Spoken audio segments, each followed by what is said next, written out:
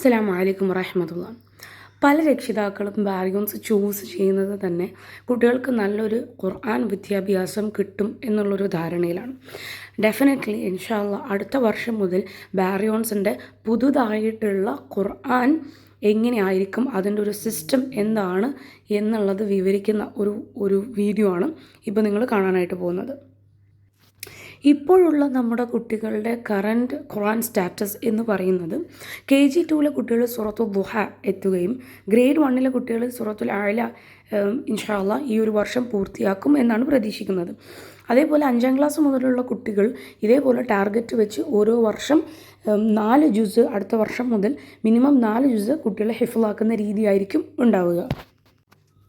അടുത്ത വർഷം മുതൽ നമ്മൾ ആഗ്രഹിക്കുന്നത്, നമ്മുടെ ഗോൾ എന്ന് പറയുന്നത് 1ാം ക്ലാസ്സിൽ കുട്ടികൾ 2 ജുസും 2-ലെത്തുമ്പോഴേക്കും 4ാമത്തെ 3rd and 4th ജുസ്, 3ാം ക്ലാസ്സിൽ 5, 6, 7 അങ്ങനെ പോയി നമ്മുടെ കുട്ടികൾ LKG മുതൽ ഇവിടെ കണ്ടിന്യൂ ചെയ്യുന്ന കുട്ടികൾക്ക് 9ാം ക്ലാസ് എത്തുമ്പോഴേക്കും ഇൻഷാ അല്ലാഹ് ഖുർആൻ പൂർണ്ണമാക്കുകയും ഹാഫിളാവുന്ന ഒരു രീതിയിലേക്കാണ് അടുത്ത വർഷം മുതൽ നമ്മുടെ ഖുർആനിൻ്റെ സിസ്റ്റം മാറുന്നത്.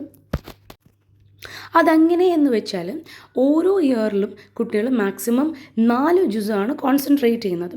4 ജുസ് എന്ന് പറയുമ്പം ഒരു ജുസ് 20 പേജാണെങ്കിൽ 4 ജുസ് എന്ന് പറഞ്ഞാൽ 80 പേജാണ് ഒരു വർഷം കുട്ടികൾ പഠിക്കേണ്ടി വരിക.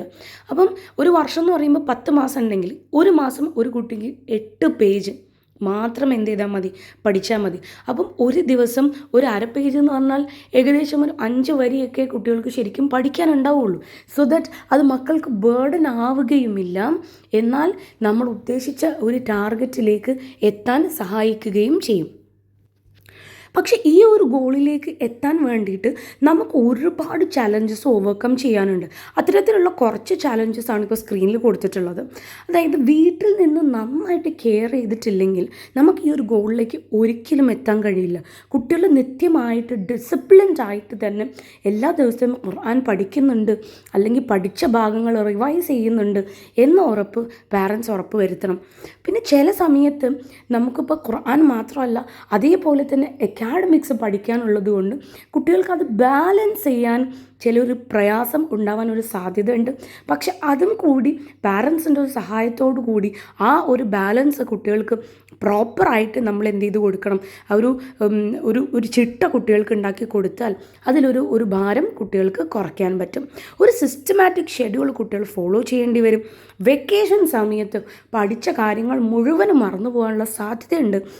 അപ്പോൾ ആ ഒരു സമയത്ത് നമ്മുടെ രക്ഷിതാക്കളുടെ കറക്റ്റായിട്ടുള്ളൊരു ഫോളോ അപ്പ് വളരെ വളരെ വളരെ ഇമ്പോർട്ടൻ്റ് ആണ്.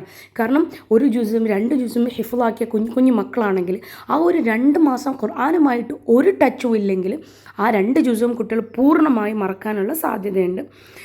അതുമാത്രമല്ല, അതുകൂടാതെ നമ്മുടെ മക്കൾ, എൻ്റെ മകൾ അല്ലെങ്കിൽ എൻ്റെ മകൻ ഹിഫ്ള് കംപ്ലീറ്റ് ചെയ്യണം എന്ന് ആത്മാർത്ഥമായിട്ട് ആഗ്രഹിക്കുന്ന പേരൻസ് ആണെങ്കിൽ നിത്യമായിട്ട് ഖുർആൻ ടീച്ചേഴ്സുമായിട്ട് കമ്മ്യൂണിക്കേഷൻ കീപ്പ് ചെയ്യുകയും കുട്ടി ഇന്ന് എത്ര പഠിച്ചു, എങ്ങനെയാണ്, അവർക്ക് ഓരോ ജുസ കഴിഞ്ഞാൽ എക്സാം ഉണ്ടാവും, ആ എക്സാമിൽ കുട്ടികളുടെ പെർഫോമൻസ് എന്തൊക്കെയാണ്, എവിടേക്കാണ് ശ്രദ്ധിക്കാനുള്ളത്, അത്തരത്തിലുള്ള ഒരു കമ്മ്യൂണിക്കേഷൻ ഉണ്ടാവുകയും വളരെ പോസിറ്റീവായിട്ടുള്ള ഒരു എൻകറേജ്മെൻറ്റ് നമ്മുടെ സ്കൂളിൻ്റെ ഭാഗത്തുനിന്ന് ഡെഫിനറ്റ്ലി ഉണ്ടായിരിക്കും.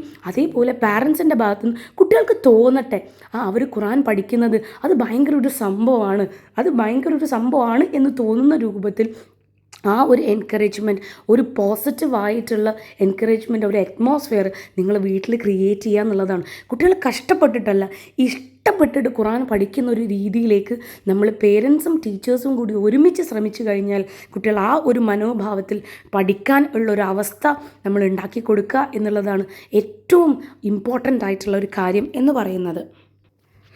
ഇനി ഇത് പഠിപ്പിക്കുന്ന ഒരു രീതി എന്ന് പറഞ്ഞു കഴിഞ്ഞാൽ എല്ലാ ദിവസവും ടീച്ചേഴ്സ് ആ ഒരു അര പേജ്, ഇന്ന് എന്ത് പുതിയ പാഠമാണ് എടുക്കുന്നത്, ആ അര പേജ് ഒരുപാട് തവണ റിപ്പീറ്റ് ചെയ്യുകയും എന്നിട്ട് കുട്ടികൾക്കത് പഠിക്കാൻ വേണ്ടി വീട്ടിലേക്ക് വിടുകയും ചെയ്യും.